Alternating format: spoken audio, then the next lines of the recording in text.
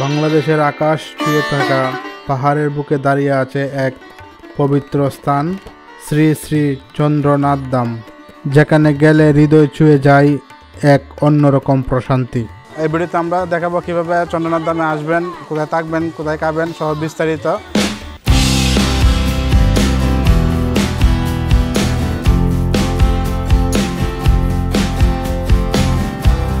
আমরা চট্টগ্রামের উদ্দেশ্যে যাত্রা শুরু করি তুর্না নিশিতার ট্রেনে, যা রাত 11:15 কমলাপুর স্টেশন থেকে ছাড়ে।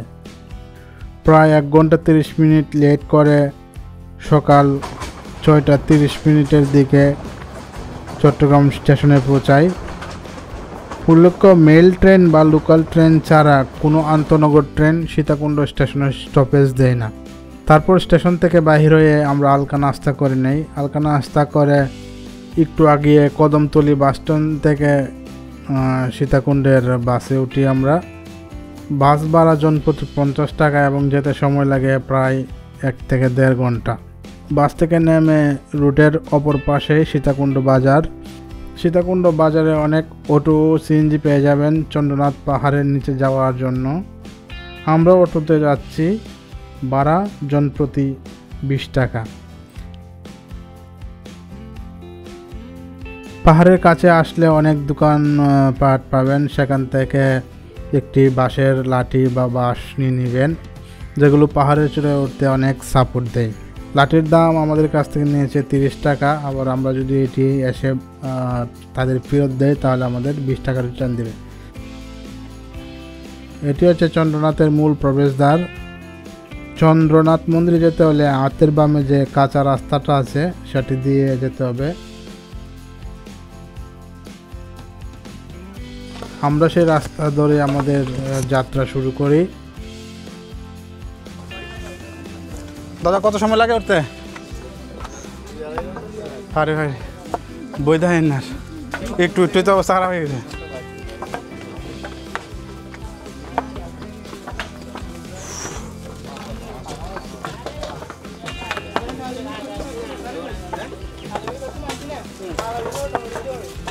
চন্দ্রনাথে উঠতে এমন অনেক দোকান দেখতে পারবেন।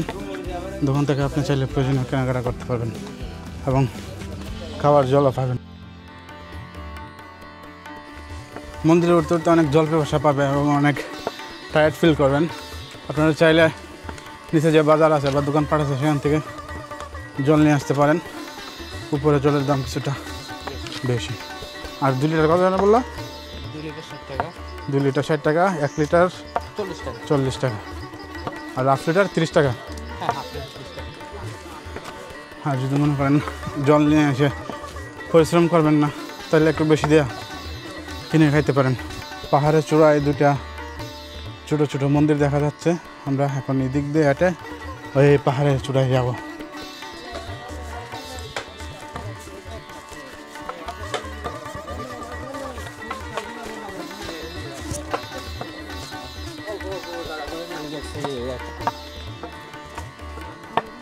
রাস্তায় একটু পরে পরে অনেক দোকান দেখতে পারবেন।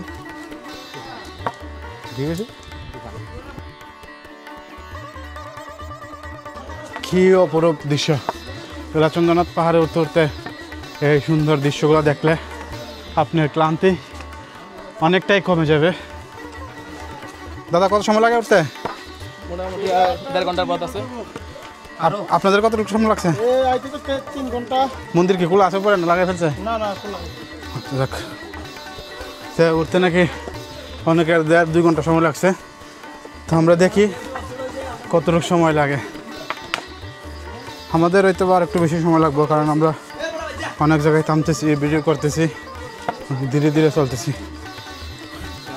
বৃষ্টির কারণে কিছু কিছু জায়গা অধিক পিচ্ছিল হয়ে গেছে, যেগুলোতে খুব সাবধানে উঠতে হয়। বাই চান্স যদি কোনো অ্যাক্সিডেন্ট ঘটে যায় তাহলে পরিণাম খুব ভয়াবহ হতে পারে।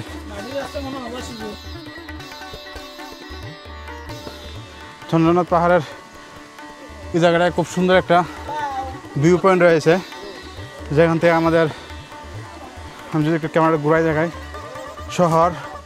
শহরের পরে সমুদ্র সৈকত, সম্পূর্ণ ক্লিয়ারভাবে দেখা যাচ্ছে। খুব অসাধারণ দৃশ্য। কেমন লাগছে এই দৃশ্য দেখে? এখানে আসার পর আমার অনুভূতিটা অনেক ভালো লাগতেছে, কিন্তু সাথে সাথে অনেক পরিশ্রম লাগতেছে। পরিশ্রম তো হবে একটু, এমন সুন্দর ভিউ উপভোগ করতে গেলে একটু পরিশ্রম করতেই হয়।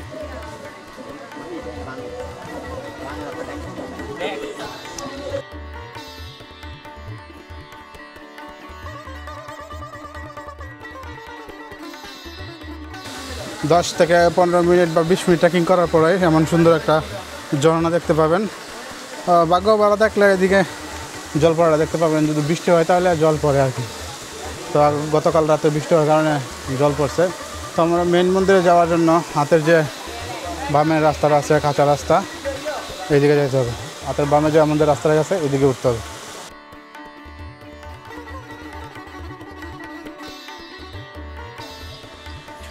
যেখান থেকে সমুদ্রের ভিউটা খুব অসাধারণ, অনেক বাতাস বইছে, এগুলো ভালো লাগছে।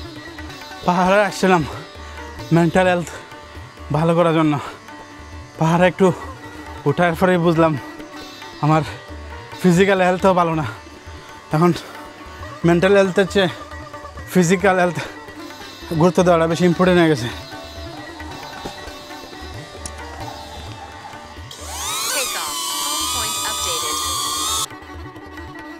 সীতাকুণ্ড আসলে কোথায় থাকবেন, কোথায় খাবেন এ নিয়ে একটি বিস্তারিত ভিডিও রয়েছে আমাদের চ্যানেলে, সেটা আই বাটনে এবং এই ভিডিওর পিন কমেন্টে পাবেন।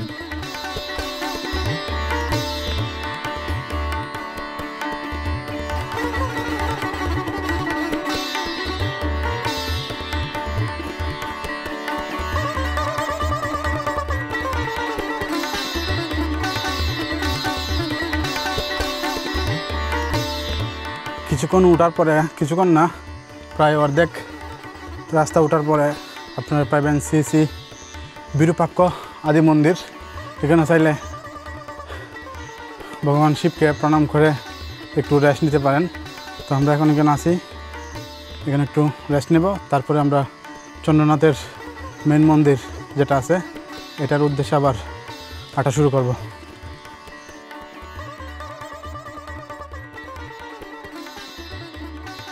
মন্দিরে উঠে এদিকে একটা মন্দির, এখানে মন্দির দেন এলো এদিকে যে রাস্তাটা গেছে এটা হলো চন্দ্রনাথ ধামের যাওয়ার, মানে মেন মন্দিরে যাওয়ার রাস্তা। এখানে ভিউটা খুবই অসাধারণ।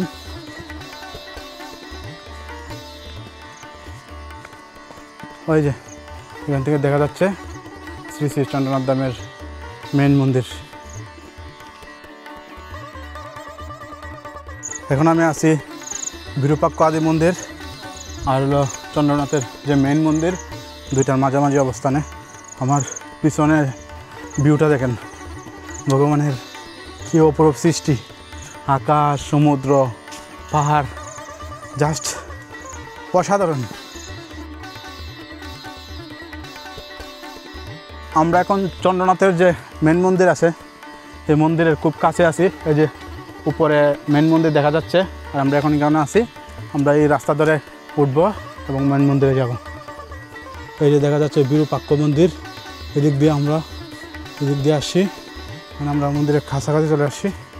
এদিক দিয়ে উঠতে হবে, এদিকে রাস্তার একটু খাড়া, পাশাপাশি হলো রিক্সি, পাশ দিয়ে আপনার রেলিং বা সেফটির কিছুই নাই। তো ওটার সময় একটু কেয়ারফুলি উঠতে হবে।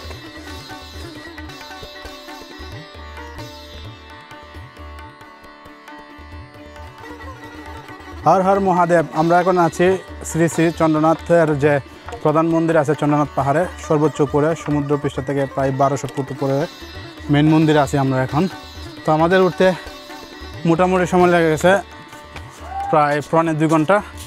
এদিকে ভিউটা দেখেন চন্দ্রনাথের মন্দির থেকে, এই যে ভিউটা আছে, ভিউটা জাস্ট অসাধারণ। ভগবানের কী অপরূপ সৃষ্টি, আকাশ, সাগর, সমুদ্র সব একসাথে মিলেমিশে একাকার।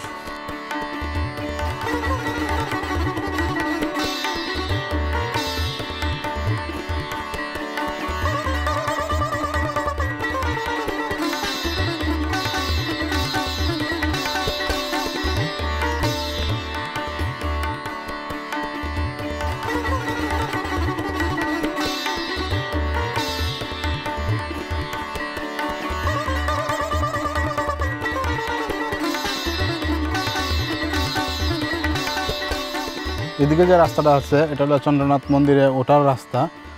ওঠার পরে আমরা মন্দির দর্শন করে বা মন্দিরের যে আমাদের ধর্মীয় কার্যকলাপ আছে নামার জন্য আমরা যে রাস্তাটা ব্যবহার করব সেটা হচ্ছে এটা। এইদিকে যে রাস্তাটা গেছে এই রাস্তাটা দিয়ে আমরা এইদিকে নামবো আর কি। আমি যদি একটু ক্যামেরাটা ঘুরাই আপনাদের দেখাই, এই যে এটা হলো মেন মন্দির চন্দ্রনাথ, শ্রী শ্রী চন্দ্রনাথ মন্দির, চন্দ্রনাথ ধাম। আর এটা হলো আমরা তো উঠছি এলো এদিক দিয়ে, আর আমরা যখন নামবো তখন এই রাস্তাটা ব্যবহার করব, সবাই এই রাস্তাটা ব্যবহার করবে। এদিকে নামার ব্যবস্থা আছে, সুন্দর সিঁড়ি করা আছে।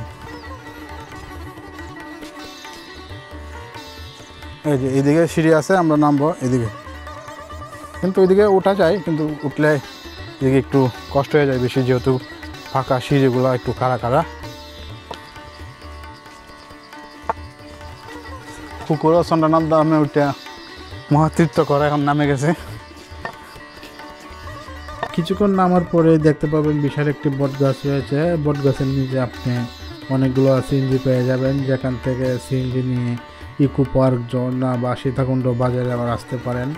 আবার চাইলে কিন্তু বাজার থেকেও ওঠার সময় সিএনজি নিয়ে ওঠা যায়। এটি হলো চন্দ্রনাথ মন্দির থেকে নামার রাস্তা।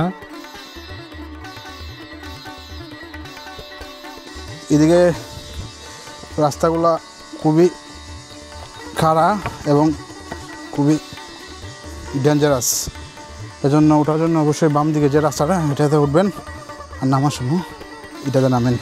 যদি এটাতে ওঠেন তাহলে কষ্টটা ডাবল হয়ে যাবে।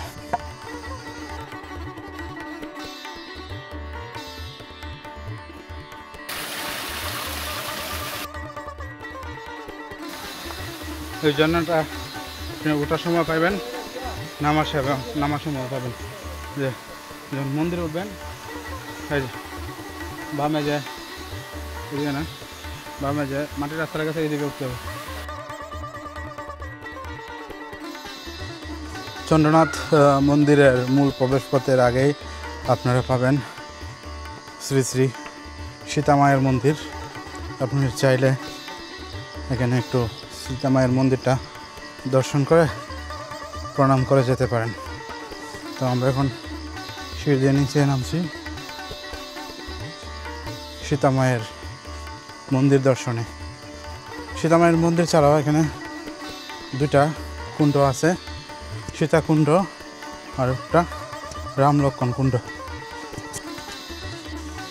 সীতামায়ের মন্দিরের পাশেই রয়েছে শ্রী শ্রী সীতাকুণ্ড। মন্দিরের একটু অল্প একটু দূরে রয়েছে আরও দুটি কুণ্ড। এই কুণ্ডগুলো হচ্ছে রামলক্ষণ কুণ্ড।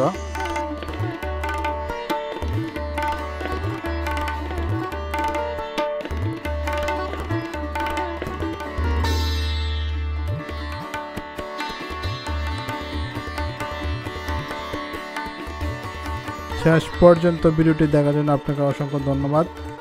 ভিডিওটি ভালো লাগলে একটি লাইক দিবেন এবং চ্যানেলটি সাবস্ক্রাইব করে পাশে থাকবেন।